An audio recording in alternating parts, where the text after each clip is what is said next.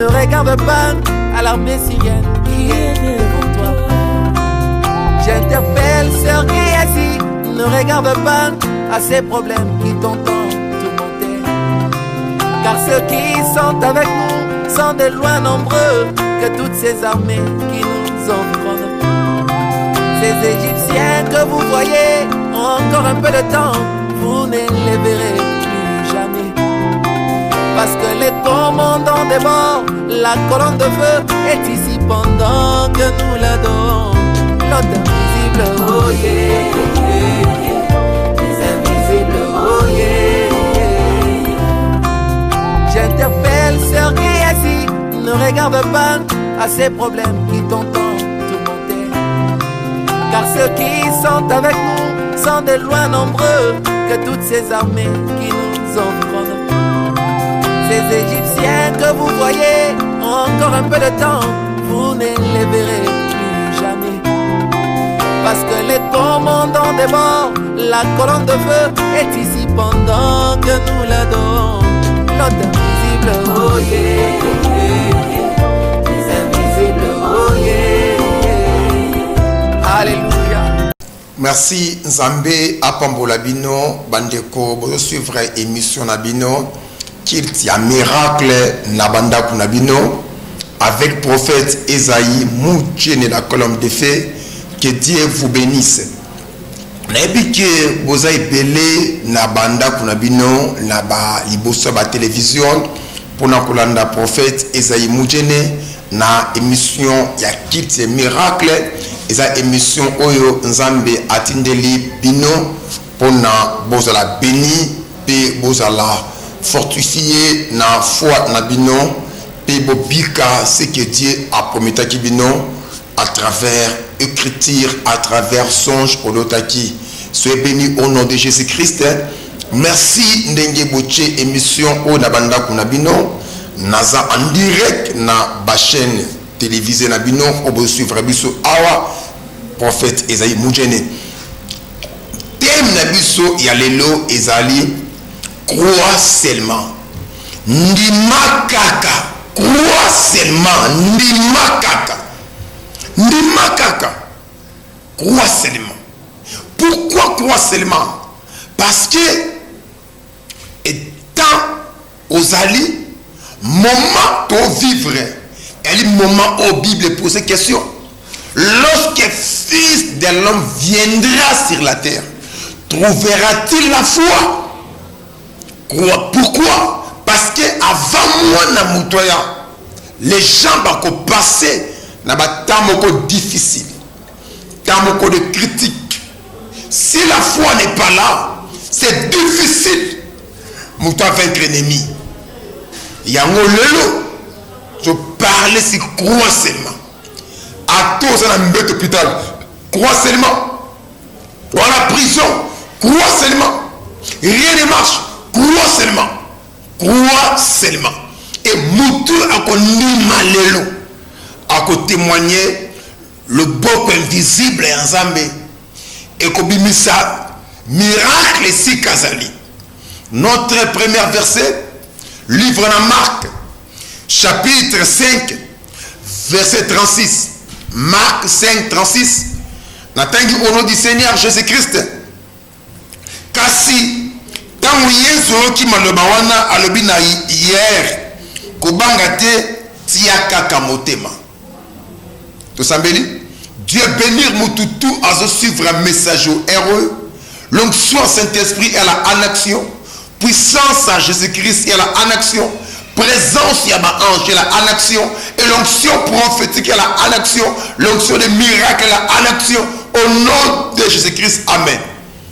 Verset tangi je crois il y a un pasteur église locale, synagogue juif, na kombone ya monsieur Jérus, monsieur Jérus, anako belisa mwana beli, Jérus aki na foi, akomi na suka, la mort ya ngweye, Jérus atali, abisuki na luki Yesu te, na kufe la mwana. Amen. Malgré l'église tabiso, malgré oya biso congrégation, malgré oya biso assemblée, indi maka Jésus te, mais nga mwana nga comme l'agonie na luka Jésus. Et tant que Jérusalem, Jésus a simane moi na koufi. A coûté na Christ boye, bah suivre Jésus. Parce que si quand on dérange, ta fille déjà a koufi. Tant que Jésus a occupé parole wana. Ta fille a koufi. Jésus a tali Jérusalem. Et c'est kobangate ndima kaka.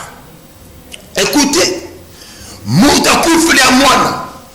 Mais c'est quoi assurer abangate andima kaka. Et ceux qui ont qui Jérusalem, ceux qui ont qui Jérusalem, est-ce que vraiment nous devons croire à la parole wana et bien meyango ndima kaka kobangate. Même Dieu avec les Jérusalem ni makaka kobangate. C'est même Dieu.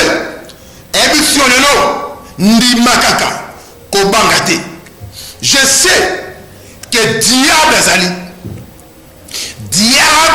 et Christ a témoigné diable à sa puissant, malade tout puissanté chrétien. Je sais que tu sais que diable azali, mais pour vaincre diable, il faut une stratégie naïe. Battre belé, battre échec, na combat contre diable, na combat contre les démons, parce que boyebi stratégie à s'attenter, parce que boyebi stratégie à démonter le diable à l'esprit. Pour vaincre le diable, il faut un esprit. Amen. Ceux qui ont commis esprit, on convaincre le diable. Et diable, allez surnaturel. Pour vaincre le diable, il faut pas surnaturel. Et je vous dis, les missions, le surnaturel de Dieu, et aller en action. Les missions, le surnaturel de Dieu, et aller en action. Le homme naturalité, mais homme surnaturel pour vous transmettre le surnaturel de Dieu n'a qu'à ta vie d'abino. Soyez bénis au nom de Jésus. Et diable a esprit, ma démon a esprit, mais nous avons resté la puissance de Dieu pour repousser les mauvais esprits. Sauf que si tu as un problème, crois seulement. Je sais que vous êtes entouré par les démons. Je sais que vous êtes entouré par le diable.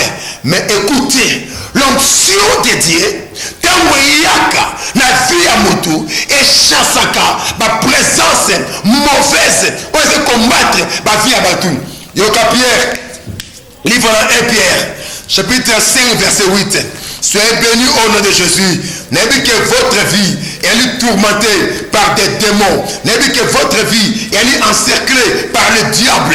N'ayez que ta maison est tourmentée par les démons. N'ayez que ta fille est tourmentée par un démon. Mais moi, n'ayez aujourd'hui ni makaka. Crois seulement. Notre Dieu est puissant. Notre Dieu est capable et qu'on renverser ma forteresse, n'a pas géant. On va combattre.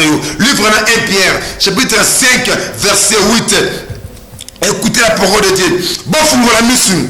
Bozala ekenge. Pamba te mungula na bino zabolo. Azali ko tambola. Lokola tambo. Oyo ezali ko ganga pe ko luka moto ya kolia. Wana Pierre abi fungo la mission. Mais quelle mission fungo la? Mission physique, non spirituelle. Amen. Mission na ngala ko fungoma. Na montre que diable a tué malade na corps. Diable a tindi ma démon est malade, va détruire. Mais je vous dis, Dieu est capable. Il y a des ndimakaka. Attaquons. Ma personne réponse. L'hôpital, que votre maladie, c'est incurable. Moi je sais, il a un Dieu. Ma maladie incurable. Écoutez, chrétien, il y avait un jour. Amen. Mokorendeko. Il y a une maladie incurable, il y a un microbe incurable, empêcher avec Kobotate de prier qui ponaye. Aujourd'hui, à Bana 4, il y a un Dieu qui change les situations. Ni maraka, quoi seulement. Malgré le diable entouré, malgré les démons, malgré Satan, à la barrière, mais ni makaka aujourd'hui, Dieu est capable. Et parfois, diable entouré, la vie a péché. Parfois, diable a tué ma démon à péché, ma tourmenteur vinayo. Moi, je sais un jour, na raconté bateau belé, lié la vie à péché, mais la délivré le péché, et bah comment, bah puissant homme de Dieu, bah comment, bah servante de Dieu. Pourquoi? Parce que Dieu l'avait délivré la puissance à péché. Enfin, nous au fond du wana, Satan le diable entoura vinayo, n'a pas démon à péché, en péché au bangazambe, crois seulement. Dieu a la puissance. Il y a qu'on délivre la vie à péché. Dieu a la puissance. Il y a qu'on péché à commission sainte. Dieu a la puissance. Il y a qu'on sanctifie. Celui qui avait sanctifié Moïse est vivant. Celui qui avait sanctifié Pierre est vivant. Celui qui avait sanctifié Marie est vivant. Il peut être sanctifié aujourd'hui. Crois seulement. Tout est possible à celui qui croit. Amen. Et notre Dieu puissant. Et parfois, diable, un secret final, la pauvreté, a-t-il démon à pauvreté, ma kangi final, rien ne marche. Tout c'est comme ça là. Et je suis battu. Je vous dis, papa, crois seulement. Dieu est capable. Il y a qu'on délivre la vie à pauvreté, à comme ils sont riches.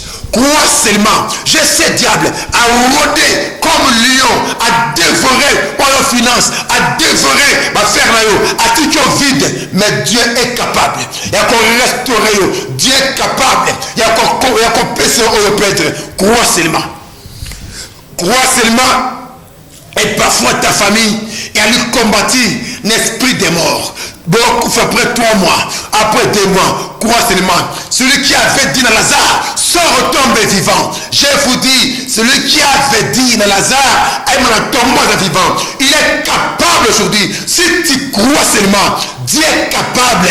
Il a qu'à délivrer votre famille naissait à la mort. Dieu est capable. Il a qu'à délivrer votre enfant l'esprit de mort. Dieu est capable. Il a qu'à délivrer ta femme l'esprit de mort. Crois seulement. Et monsieur en direct. Numéro de téléphone est fixé l'écran. Mais ils ont prêché dans nous. Là au fond le numéro de téléphone. Crois seulement. Lélo. Makaka. Dieu est capable. Amen. Malgré Vinao, il est encerclé par des démons. Écoutez, il y avait un jour, la prière qui Nekomoko, le Madia Sida, et pas d'abord reconnu à Tena Sida. La prière ça fait des années, Asa guéri, Asa Libala par Sobota. Crois seulement, Dieu est capable. Il y a qu'on lit ça, Maria Sida n'a corps. Un jour, la prière qui pour la Nekomoko, la confinement, la 2020, alors qui atteint la coronavirus, à quel hôpital, bah il dit que non, il faut tenir là, à qui l'hôpital, à l'église, la prière pour les délivrer, la chasser un démon en de coronavirus. Crois seulement, Dieu est capable. Dieu est capable. Il est capable. Il y a encore délivré, n'a pas condamnation à maladie. Crois seulement. C'est comme un souka, Jérusalem dit Maki. Amen. Les gens, mis à Jérusalem, Jérusalem, ta fille est morte. Mais Christ est Jérusalem, crois seulement. Kobangate. L'ignorant est ce diable. Nous allons détruire. Yakobanga. Écoutez, Job. Abi, on a banga. On est comme l'angaï. On a banga nini. Tu es un véritable Dieu. Amen. Ceux qui m'ont à côté de lui, tu es un prophète. Aujourd'hui, un prophète. Ceux qui m'ont à côté de lui, tu es un prophète. Je suis ici pour vous. Amen. N'a pas défié ma magicien, n'a pas défié ma marabout, on va travailler. J'ai un Dieu puissant, j'ai un Dieu capable. Il y a qu'on libérer et c'est comme un téquin dans l'ange. J'ai un Dieu capable. Il y a qu'on libérer dans le bâtiment. J'ai un Dieu capable. Il y a qu'on libérer dans la chambre, bakachao. J'ai un Dieu capable. Il y a qu'on libérer et c'est comme un técayo. J'ai un Dieu capable. Crois seulement. Ndi makaka. Écoutez, un jour, moi dans l'église a goûté la mort. Amen. Tombeau. Mais je priais. Paix maman les zongi. Le monde à sa vivant. Il y a un Dieu qui est capable. Amen. Il y a qu'à changer ma situation difficile. Il y a finalement. Mais si tu crois seulement, peuple de Dieu, diable a à ses serviteurs, je sais, Satan, sorcier. Mais écoutez, Dieu aussi a le Saint-Esprit. Amen. Le Batumingi, sorcier, mais tu es un prophète. Dieu t'a donné Esaïe. La télévision, tu es un prophète. Satan a ses sorciers. Écoutez, un jour, mon frère Messie, Autaki Angola, Elenga Baleni Balé, Nakindoki, Bablokaye, Abongate, et je priais. Dieu tout-puissant, et bien délivrer ses enfants. Tu es le Awa, Bana Luanda, Baza restauré, Baza béni. Dieu est capable. Maman, nous a découragé. Oh, qui nous je vous dis un mensonge, la croix. Jésus a vaincu la sorcellerie. Va tourmenter. Pose la moelle en doki. Oh, qui nous la gâté. N'a dit qu'on priait les moutumoko. Car en 2020, une sorcière, une femme, Yamukolo, Dieu l'a délivré totalement. Un jour encore, manque les jeunes filles. Angola, comme on est tina, lié Kindoki, n'a prié là, à sa délivré en Brésil. Il est un Dieu qui délivre. Amen. Amen. Même maintenant la famille qui n'ont que côté, numéro de téléphone yangwana, motume quoi découragé, oh qui n'ont que c'est la gâté, et elle mensonge. Jésus a vaincu la sorcellerie. L'onction qu'il m'a donnée et la capacité à changer l'identité à sorcier à comme un véritable enfant de Dieu. Crois seulement, Dieu est capable. Dieu est capable. Et ceux qui n'ont pas on a moins d'andoki, à tourmenter, Dieu est capable. Dieu est capable.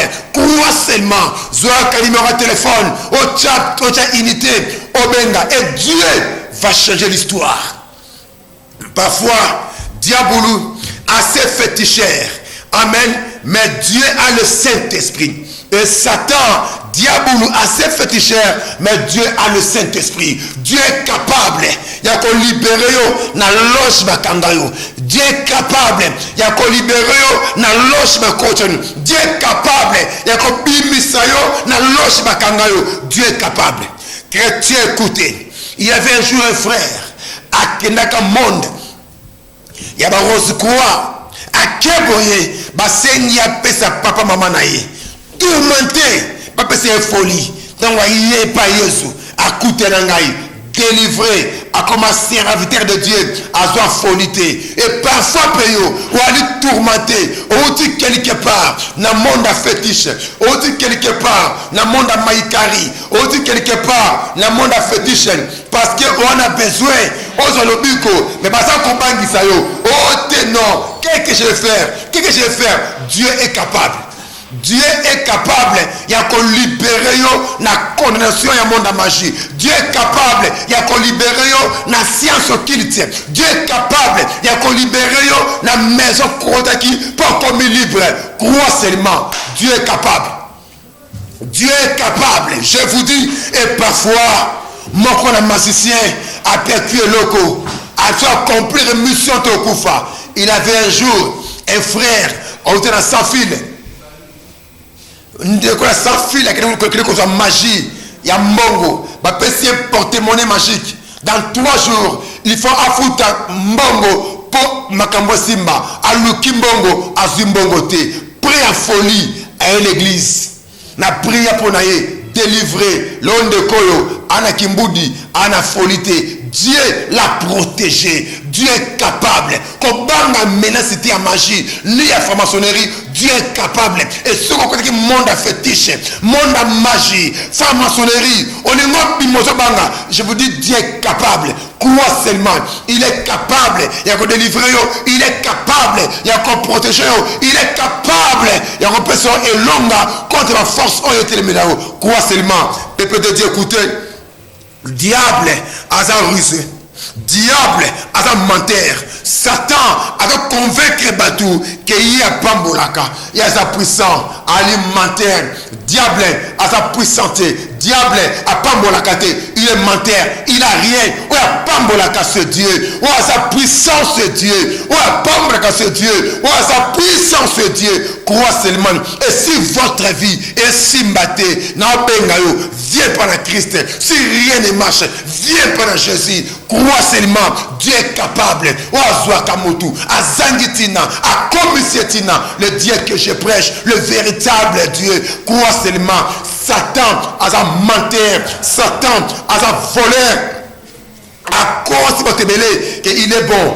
Diable à sa bonté, on ne bat te belé, bah quoi que comme on a bon belé, il faut qu'il y ait des magies. Ah on a bon belé, il faut qu'il y ait la cesse au kilt. Ah on a bon belé, il faut qu'il y ait quelque part. Non, c'est Dieu qui bénit, c'est Dieu qui protège. L'homme yokangai, chef yokangai, yokangai chef le gouvernement. Ce n'est pas Dieu, ce n'est pas le diable.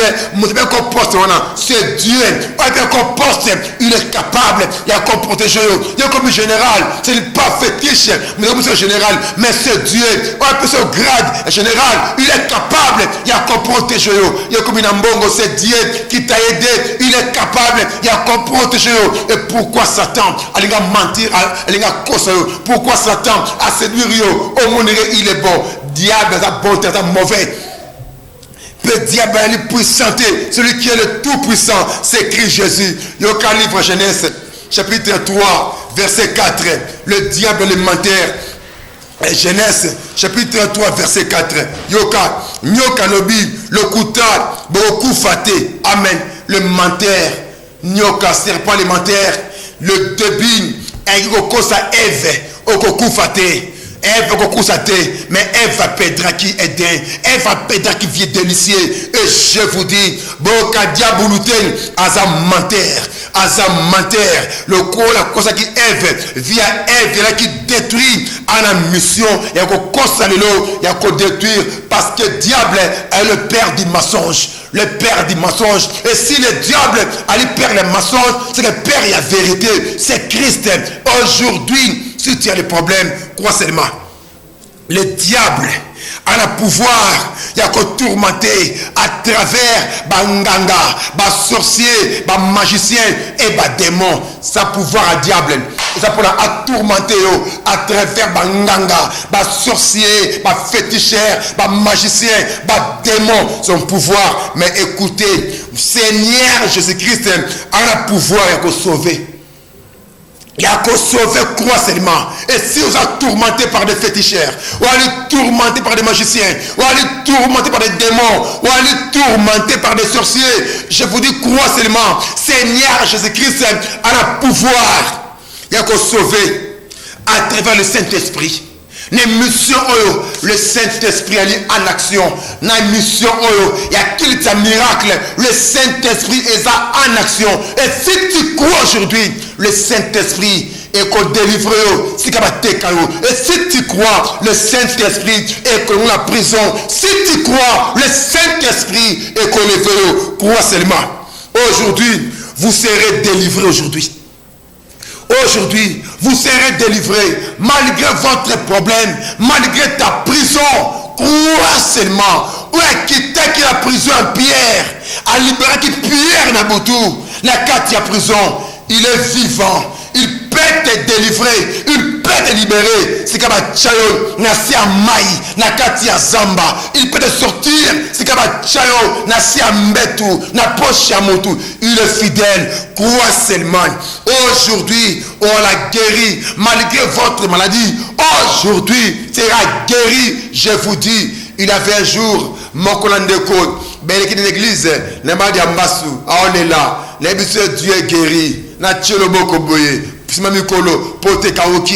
jour encore, moi, croyez, m'a dit à Mbassou, la séquier. Na bina kosembela pona ote na pie kawanga li papa na pie lata alata boye makole kitie. Il est un Dieu de miracles. Je crois que malgré la maladie, crois seulement na flatter ote na témoignage belé na ko ta flatter ote et monsieur metia mukie na ko image. Je vous dis, il est un Dieu qui guérit. Crois seulement. Qu'on doute à toi le pota. Il y a mbasso qui est kokate. Aujourd'hui, benga. N'a compris, n'a koloba. Et l'onction de Dieu. Où est-ce que guéri? Et parfois aujourd'hui, c'est votre jour. Il y a les pamboli.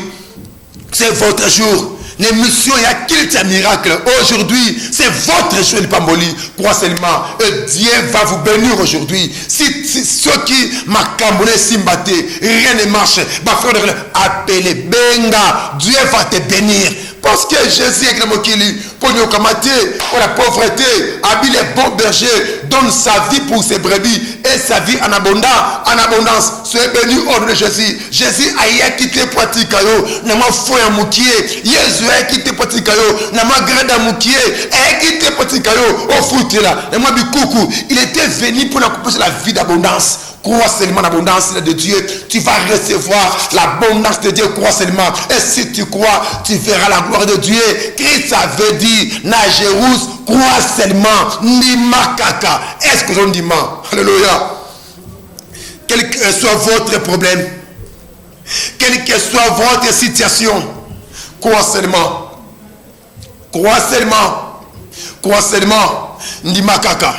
Écoutez, on a besoin de Pierre. Pierre d'Aïk en éternité. D'Apol la Kenda. Mais aujourd'hui, on a Pierre Zanga. On a Paul les Zanga. On a les Zangaï. Crois seulement. La femme là avait écrit. Il y a des c'est la gâteau si manango ça moi on a yo. Et la femme avait écrit. La femme là qui miracle. Ndi makaka. Yoka verset asuka avant la fongola numéro langa téléphone na koyamba ba coup d'appel na bino pour la distribuer l'onction au Dieu m'a fait donner aujourd'hui. Écoutez, livre dans Marc chapitre 10 verset 46 à 48. Marc 10 46 à 48. Crois seulement. Tout est possible à celui qui croit. Malgré votre problème, malgré ta situation, j'ai un Dieu de miracles. Il est miraculé. Yoka livre dans Marc chapitre 12 verset 46 à 48.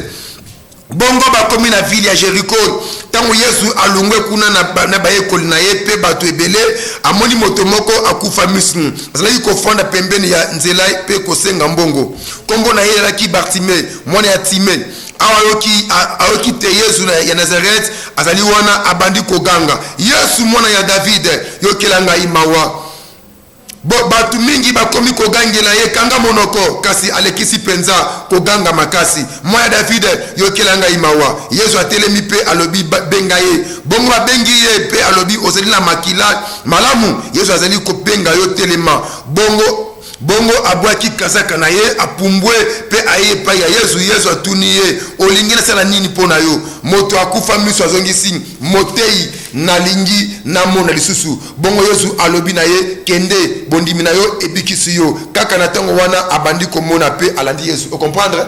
Amen. Bartime un aveugle mais qui n'a foi. Ok, et réponse à Christ, ta foi t'a sauvé, ta foi t'a guéri. Bartime avec l'été, mais diable, le malin, a tourné, a zingué, a rendre aveugle. Mais la route à Jéricho, tant Bartime a occupé Christ sur le cana. Bartime a tué foi. N'a une mission a tué votre foi. N'a une mission a tué votre foi. Au côté de la vie à malheur, ou à qui n'a mbongo. Au côté de la vie à maladie, ou à la bonne santé. Au côté de la vie à péché, ou à qui est saint de Dieu. Mais diable a dribblé, a zingi, le quoi la mkosi, a dévoré bon zambé, a dévoré santé, a dévoré mbongo, a dévoré libala. Mais tuez votre foi. Crois seulement le Dieu qui restaure. Oui, d'accord, restaurer. Monsieur Bartimée Amona, il peut te restaurer votre vie aujourd'hui. Moi, je crois à la restauration. Le Dieu de Joël, ou à la restauration. Je crois à ce Dieu-là de restauration. Sois béni au nom de Jésus. Yoka chrétien, Jésus-Christ. Christ a quitté la mokili pour nyokoma. Christ a quitté la mokili pour bika vie comme un aveugle. Amen. Via kotatonner parce que aveugle est pas kotatonner. Bartimée est via kotatonner. Bartimée via kosenga. Mais ce jour-là, Bartimée est bien ko boka kwa manteau. Longola oyo incrédulité, longola oyo doute. Crois seulement. Suivrez ces messages. Ndimaraka, activez votre foi. Ta situation sera changée. Je crois, je connais le Dieu des esprits des prophètes. Je connais le Dieu que je prêche, le Dieu d'Élie, le Dieu d'Élisée, le Dieu d'Ésaïe. Je connais ce Dieu. Il est capable, la montagne à changer situation et Sukofandi. Il est capable. Crois seulement. Dieu est capable. Avec une amokilité, peut-être qu'il a délaissé. Comment délaisser? Basundolo délaissé, au comment abandonné, au comment malheureux, mutu ya mawa, mutu ya kolela, dinote awa, so kevite, wali yomoko, wali inquiet, wali tourmenté, wali délaissé, wali abandonné, oh comprendate, yokotaka année, kakana mawa, aka début année, maladie, rien ne marche. Mais écoutez, Christ avait dit à Bartimée, ta foi t'a sauvé, ta foi t'a guéri, ta foi t'a délivré. Activez votre foi, frère. Activez ta foi, maman. Le miracle est ici. Le miracle est ici. L'onction de miracle est ici. Je crois au Dieu des esprits des prophètes. Soyez bénis au nom de Jésus. L'onction est dans ces lieux. L'onction est dans cette émission. Crois seulement. Ta foi va te sauver aujourd'hui. Ta foi va te guérir aujourd'hui. Ta foi va te délivrer aujourd'hui. Ta foi va te bénir aujourd'hui. Ta foi va t'élever aujourd'hui. Ta foi aujourd'hui va changer l'histoire de votre vie. Rien que votre foi. Rien que votre foi, crois seulement, Dieu a besoin de ta foi aujourd'hui. Le Seigneur Jésus a besoin de foi. Alors, Bartimée, ta foi t'a sauvé. Il y a qui n'a vu mal ta foi peut t'élever aujourd'hui. Ta foi peut changer l'histoire de votre vie aujourd'hui. Ta foi peut te bénir aujourd'hui. Oh chrétien, crois seulement. Amen. La ligne Jésus ayaki pour na kopesa vraie vie na ye. La vie que Christ a linga pesa yo, elle est vie de joie, elle est vie de paix et vie d'abondance. Est-ce que tu crois à cela? Christ ayaki pesa vie de joie, vie de paix et vie d'abondance, vie de bonne santé. Au corps nango, yebi sans ambeboy. Il a fait l'appareil. Après faire l'appareil, n'a pas comme on a devoir le banzambe longola doute kat nangai. Le bac nzambe longola doute kat nanga doute longo. Na lengi o prier. Le bac nzambe doute longo kat nangai. Na sino aujourd'hui na meka non le na meka non le na meka. Tout sambeli. Au nom puissant du Seigneur Jésus-Christ, le souverain sacrificateur, n'a déclaré Père, motu te suivre mission eux, qu'il tue un miracle. Et monsieur est passé en direct européen. Le mois d'août 4 naïe. Na kombo na Yesu. Esprit a douté lungo. Père. Douté lungo na kombo na Yesu. Les lions de la tribu de Juda manifestent ta puissance roi. Na chasse esprit à doute. Na kombo na Christo. Doute disparaître notre Père. Na mutu tout Jésus. Père très saint. Na invoqué notre Père. L'onction prophétique. Et à la annexion, tout notre Père, à côté de l'appel de l'émission, l'onction prophétique est zipaillée, l'onction de miracle, et à la annexion Jésus, n'obika moi l'ukuta, n'obika moi fabriqué, mais le miracle qui vient de toi, notre Père, au nom de Jésus-Christ, à travers ma prière, guéris notre Père, délivre Jésus, pardonnez et bénis notre Père, élevez, rempli de l'Esprit, au nom de Jésus-Christ. Père très saint, si que notre Père, Saint-Esprit, a son contrôle, et m'appelle tu écoute awa, na comme Christ, amen. Crois seulement, 089, 78, 45, 5, 8. 089 78 45 5 8. Crois seulement. Nous sommes en direct. Allô? Allô? Allô? Oui, 089 78 45 5 8. Tous en direct. Croix seulement. Nous sommes en direct. Benga, repris le 089 78 45. Allô? Allô, maman. Bonjour. Bonjour. Allô, maman. Papa na bengi Yoka. faire de bon Allô. Allô. Allô? Tango bengi ngai nzamba zo révéler nga boyi. Namoni bangando babina kati balé bolanda yo. Osa contrôler na esprit des eaux. Pouvoir moka mari de nuit et se combattre vie na yo pour détruire vie no conjugale. Bazo révéler ngai et na deux maladies. Welinge ko isayo. Ya liboso ya ka opération na moni kyste. Ya mi balé na moni esa maladie à rhumatisme. Na niveau makolo na yo. Oluka nzamba sa le grâce. Mais nzamba singno ane oyo wala prudente makasi. Okwala beaucoup piégé. Ya na moko na piège ba ko chela yo ba tubo tonga moko maladie. Mais m'a dit moko incurable. Na moni et détruit corps non na bambuma na nzoto. Zala prudente makasi na ba gilet ko selela. Zala prudente makasi na bloko ko lia pour ennemi azo place 4 na yote. Na ebité requête no zanini. Les kamuna zanini lo bali kamuna yo. Wana peso onga na moni. Les kamuna nini? Allô? Allô? Oui. Nabi le bieza le kutate za vrai ils ont manifesté pe na nzoto na nga mo pe na rhumatisme wana na problème ils ont kat na ya maladie à opération.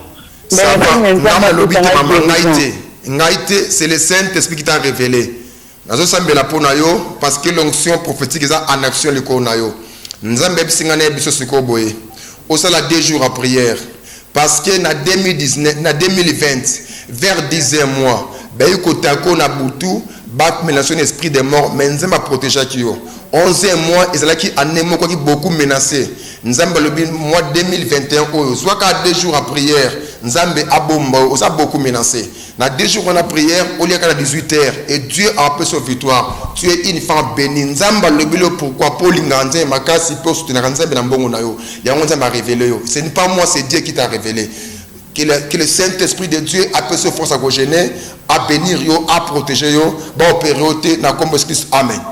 Amen, papa. Oui, benga tout ça en direct. Koko silanga makambute, na oke na motute, na ipe motute. Na ipe prophète lukutate, na ipe maman wanate. Ye pa yebi ngaite, mais nga na ebisi makambunzambe a ilobila makati na ngai. Benga, allô. Allô. Allô? Allô? Allô? Oui, allô, bonjour. Oui, allô, bonjour. Bonjour, bonjour. Papa, oui, quand on a dit ça, yo kanga landangai, tango bengi ngai, tango bengi nga papa wa to benga ngai awa, ndeko to benga tango benga bazo révéler nga makona basinga. Donc ozo ko marcher l'esprit à freinage ya makasi na vie na yo. Donc on a freinage moko makasi pour bika instabilité sur les plans social na yo. Mais Dieu m'a dit n'est ce que ça va lien ya famille précisément et ça bi tomber outi côté fait papa na bino. Il faut tellement l'esprit à coutume où tu es instabilité où est freiner yo ndoko progresser. Na ebite likambo nini benga na na barakete na sambela pona yo. Oh, allô, Akendaki. Soko bengi faut cha unité. Pour nga soki na mona okata olo baté na bisio. Allô? Allô? Oui. Bonjour, prophète. Bonjour, papa. Plus seulement pour mon avenir. Hein. Il est déjà tourmenté ma base. Frère Victor. Olobi, papa? Ça me pour mon avenir. N'a que là, c'est là. Tout ça me pour la frère Victor. Au nom de Jésus-Christ, que ton avenir na bénir en haut, porte fungwama. Alors frère Victor, ton avenir béni, ton avenir na moni porte me fungwami. On trouver grâce na venir non Dieu va te lever. Mais c'est que Dieu me dit, on a tourmenté l'esprit à Banabasi. Et il m'a dit démon à famille maman nabino et que tu as mon esprit à kindumba pour opérer au kozwa. Donc c'est une grande victoire contre l'esprit impudicité pour obéir sa beauté qu'on a repris ça. Soyez bénis au nom de Jésus. Nous sommes en direct, numéro est fixé l'écran la binoana 089 78 45 558. Prophète Esaïe Aza en direct à la télévision. Allô? Allô? Allô? Oui, allô, maman, bonjour.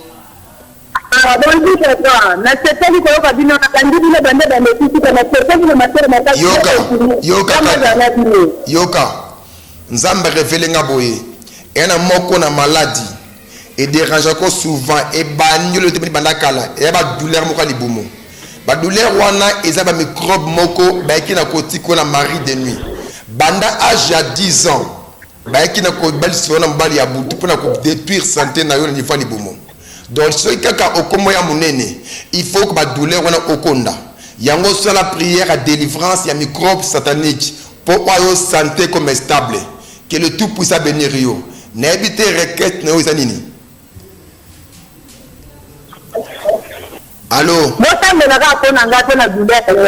Ça va, merci. Na kombo Jésus Christ, nzambe lelo ayo na microbe wana bachela yo et dérange ka yo santé na déclarer aux a délivrer peu au continue na carte stabilité na santé na yo na kombo Jésus Christ. Amen.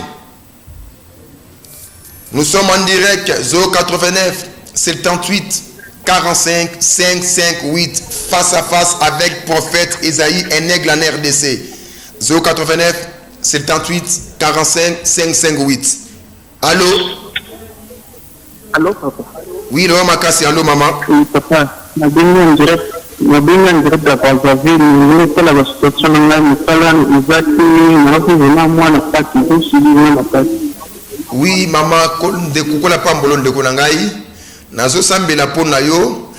Nzambe na biso loboko nwe kita esikande kwazali. Allô, maman, nzamba révélé nga boye. Oza kombati na l'esprit mibale. Elle n'a esprit échec, n'a esprit de mort. Où est-ce combattre yo? Ceux qui ont réussi dans la vie, il faut qu'on fasse avant. Il y a une barrière aux ambongo te pour souffrir dans mokilo yo. Nous avons chassé des esprits wana. Et il y a des esprits moko et outa qui na monde cimetière. Et il y a qui parce que na coutume, il y a ba maman ou ya botayo. Basala kama kona cérémonie alliance na batu bakufa nde milimo wana ekoma ko combattre bino na bechek pena la mort en valage que nzamba délivrer yo na nguya wana des esprits wana cimetière ozwa victoire makamune fungwa recevez la grâce de Dieu au nom du Seigneur Jésus-Christ. Amen.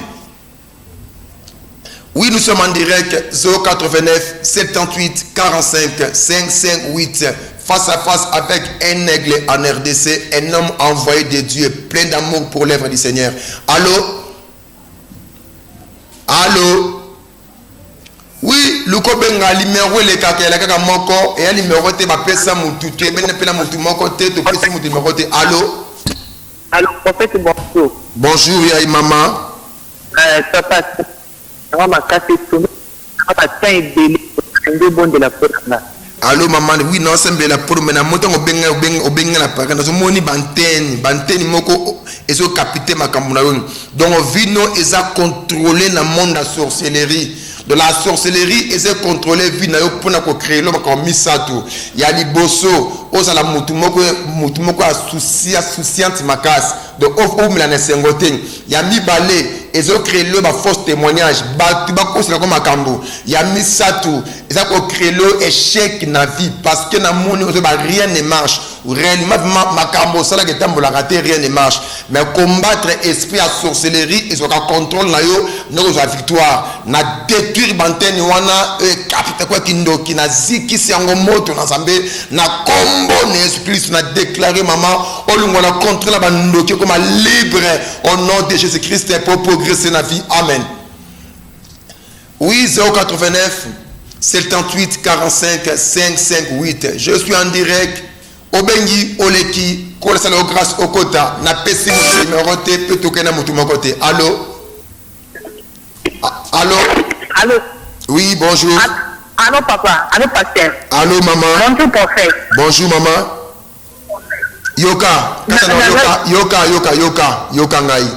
Tango benga na pareil na moni ozo bunda na mutu moko mulai me eki na mbetu mutu azo ka po a déshonorer yo sambela makasi yana moko no esprit alibabe mais epotaka forme mari de nuit et aka na vision et aka na bit sa ko détruire vie na yo okutana na komaka mabe concernant vie no conjugale parce que na moni yo oyini mibale bata mabe de okutana na mibali moko baselo banko pe ozui en na mibali à cause esprit wana que Dieu a fait son victoire contre l'esprit wana ezaya ko baby c'est leur vie pour oyina bana mibali or bana mibali te mais c'est un esprit Goliath où ils combattre yo chasser présence esprit à l'homme géant mari de nuit pour vie non conjugale au coup de nebéché quitter que le tout puissant a bénir yo.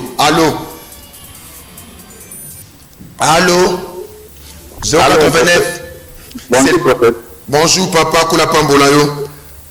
Ok, ngai na abingi na kudini tele na kama mwili kwa na bomo nyanga. Le bana bien papa na soka bien te Jésus. Pardon? Na yo ki bien te le ba papa na yo ka tumba la voix. Na lobeli na bengi na bomo la mwili kwa na bomo nyanga tout est. Merci papa kula pambola yo. Oza mutu moko fo sembela makasi nzamba zo révéler ngai ba kombone bandaka la. Ba kombata kono na nzela classe bando kono elenge. Pe bazo révéler ngai que avant botama mamano tant ina semina ba kombata ke makasi. Parce que ba remarquer que oza étoile moko likolo na yo. Molilo zo mona wana eza esprit bilakeli mabe et outi côté famille ya papa. Donc il faut combattre la malédiction familiale côté papa pour mon la lumière dans Zambé. Penzamba zo révéler que ndongo dans chaque mois, soit comme kolomoka prière pour la délivrance, il y a malédiction au ndoko progresser parce que na moni okufi mais otiki héritage à malongate. Bana besoin kufa pauvre, mais Nzambe akele ko kufa pauvreté. Reçoit la grâce, lumière qui te la yo, ozwa victoire contre ma combat famille, na briser la kilmabe au nom de Jésus-Christ. Amen. Oui, allô, 089 78 45 558. Nous sommes en direct. Que Dieu a sa grâce au côté. Allô? Papa, votre prophète. Au lobby? Ma venue depuis Bazin. Oh, maman, la soka bien été. La venue depuis Bazin. Na prasa ville lobby nini? La musique de la fin, en tout cas, je n'ai pas de ma tête. Oui, maman, ça va pas mbolo makasi vraiment. Nous avons un hôpital, batcho termette na l'IPK. Donc diable lazo combattre santé na yo alingi amemo na monde AVC. Kenzambe épargne yo. Mais na butwa lelo avolala. Senga nzemba protéger parce que na butwa lelo et que na moko na menace na ndako esiko zali. Soko kola protéger ba kolonga ote que le tout puissant acha le boko ne likona yo pe na moni ba yiba yo mbongo ba sacrifier o yo mbongo na monde à ténèbres yango kumona ka ba perte ya mbongo na vie na yo mais le tout puissant la grâce aux la victoire na kombo Christ. Amen. Kola pambola yo 089 78 45 558 à la fin nous sommes en direct. Moto azo fini la biso apparaît kuna le bique ça reste 3 minutes qui peut entrer la minute moko. Allô papa. Allô. Bonjour. Bonjour. Ça Jean-Marie na Kankokolo. Na Kankokolo papa le binini. Papa me te direct na makasi na système. Merci nazo sambela pour nous amazo guérir aussi place crois seulement parce que na moni puissance moko si manu etele comme escalette elle a mon esprit et soit détruire on ka mi quoi passe ni fa mu Congo passe na chasser esprit on escalette etika mi quoi no ya mu Congo tika mi quoi no ya nzoto et bi mec de sort esprit mabe au nom de Jésus-Christ recevez la guérison divine et la protection divine na comme esprit amen. Merci, Zama Pambola Bisso, vraiment. Le coup, mon akembo, ils ont pas Zambé. Prophète Esaïe, en direct, na ba télévision na bino, na numéro de téléphone 089 78 45 558. Allô, papa. Allô. Bonjour, papa. On a fait la semaine morale. Olobi, papa. Nazo Kamala Mouté, oh Jésus. Requête non qui vient te. Tant que je bin le téléphone, soit comme moi sima, ou le macas pour nous bien. 089 78 45 558. Allô? Allô? Allô? Oui, le tout-puissant a béni Ribino. Na mon niveau ngonga na biso ekoki. Nazotik na opé sa programme nangai. Na mututu oyo aza na besoin akuta na prophète Esaïe zo adresse église yangoyo avenue Mbalavu numéro 46 référence route Nzoko et na commune Kimbanseke et na quartier Mikondo yo uti na komina likolo ozoka mutuka kingasana suka okitile ngasana suka ozi mutuka babela bosa ba kabine nzoko okutana na prophète Esaïe ozola décité yo uti maluku ozo ya boye okitika na Remi Kondo aussi ba moto et puis botika na l'église ya prophète Esaïe assemblée chrétienne à Tchangu ba okitika na panu église au moins la prophète mokola taka elamba ya Congo. C'est notre assemblée et Dieu va vous bénir. Condition ya kuyamba ezate. Je suis un homme envoyé de Dieu pour nabino surtout. Ka kondima na yo na bolingo na yo. Ab numéro na nga elekaka. Et ce numéro na ki mutute ne pour na convaincre bino que s'il y a des faux na RDC, il est aussi des vrais na RDC. Que le tout puissant a bénir bino programme na nga na mbaka. Chaque lundi à partir il y a 10h. Nous avons une consultation prophétique. Face à face, pour découvrir ces graves. Chaque lundi, à 10h juste. Et chaque jeudi, chaque samedi, à 12h, nous avons une guérison, une délivrance. J'ai la foi et j'ai les dons. Nous avons vu un ange. Et bien que tu as la guérison, tu as des miracles, nous avons vu un ange. Si tu viens, tu vas te guérir. C'est votre temps miracle. Offrez-le gratuit. Car ma casse notre déplacement transport. Et bah qu'il chaque mercredi, na vendredi, na 16h30 et dimanche 9h15. Prophète Esaïe, asa un aigle en RDC. Na une émission en télévision pour na ko soukiso tembe. Mututu a menterité, a mutalu kutate. S'il y a un faux dollar, il est un vrai dollar. Je suis un vrai dollar pour le Seigneur Jésus-Christ. N'a que défendre la vérité évangile. Tokutani. Kola pambola biso. Ne regarde pas à l'armée syrienne qui est devant toi. J'interpelle sœur qui est assis. Ne regarde pas à ces problèmes qui t'entendent tourmenter. Car ceux qui sont avec nous sont de loin nombreux que toutes ces armées qui nous environnent. Ces Égyptiens que vous voyez, encore un peu de temps, vous ne les verrez plus jamais. Parce que les commandants des morts, la colonne de feu est ici pendant que nous l'adorons. L'autre invisible, oh yeah, les invisibles, oh yeah. J'interpelle sœur qui est assis, ne regarde pas à ces problèmes qui t'entendent tourmenter. Car ceux qui sont avec nous sont de loin nombreux que toutes ces armées qui nous environnent. Ces Égyptiens que vous voyez, encore un peu de temps, vous ne les verrez plus jamais. Parce que les commandants des morts, la colonne de feu est ici pendant que nous l'adorons. L'autre invisible, oh yeah.